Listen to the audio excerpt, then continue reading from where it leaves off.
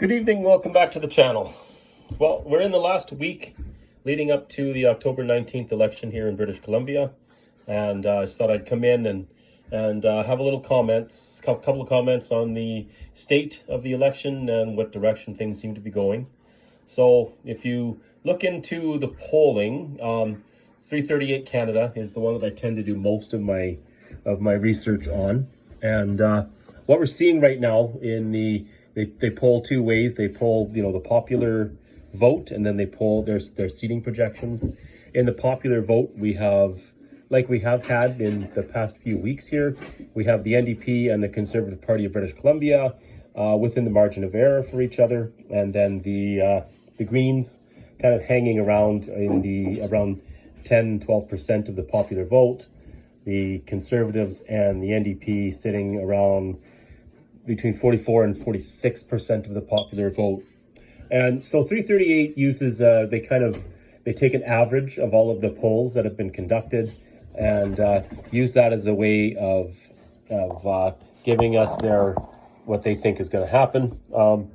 So what I noticed when I looked into a little bit deeper into it is you've got your Main Street Research polls. If you like the Conservative Party, you like the Main Street Research polls. I hear a lot from Wyatt Claypool over on the National Telegraph. A good channel. I encourage you to go listen to him and listen to what he's got to say. He's down in Abbotsford helping with the campaign right now, and he's traveled around the province a little bit. He's been invited to our local riding in Bulkley Valley, Stikine, but so far hasn't made it, and at this point in the election, I doubt he's going to make it up there. But irregardless, so he quotes the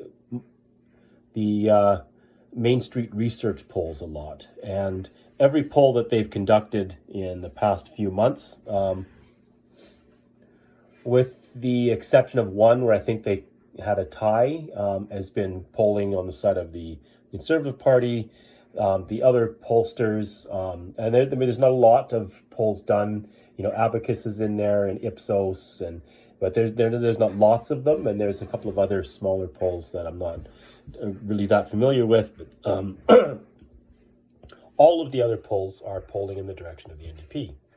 So you really need to take polling data with a grain of salt. I think we've seen over the past few elections that we've seen in North America in general. I mean, if you look back at the polling for the 2016 election in the United States when Donald Trump won, I mean, the polls all suggested he had no chance.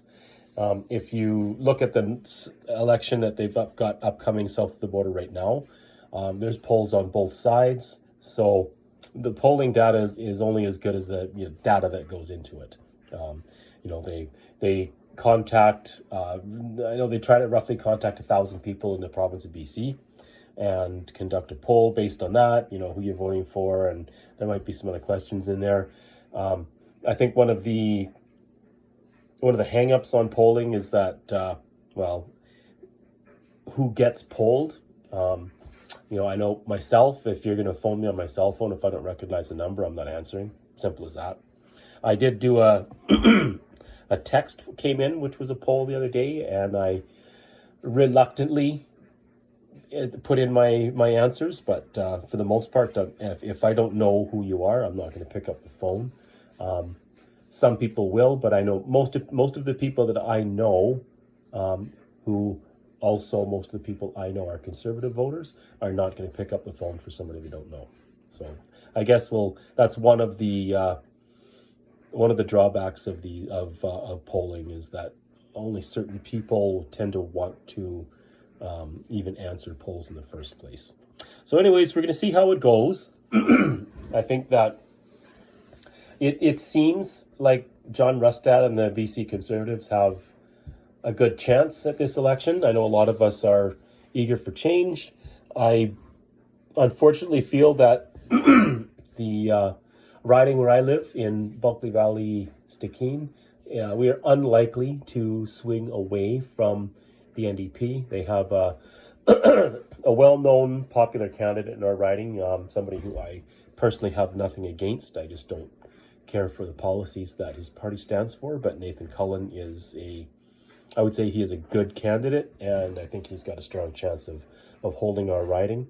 But I still would encourage anybody who wants to see change to go out and vote for Sharon Hartwell in Bulkley Valley and Nechako. Really, if you really think about it on the issues, mostly if you think about where your life is today based on looking back 7 years, the NDP has been in power in the province for 7 years, and my personal view on it is that things have gotten worse for British Columbians. They have not gotten better. We've seen the cost of living go through the roof.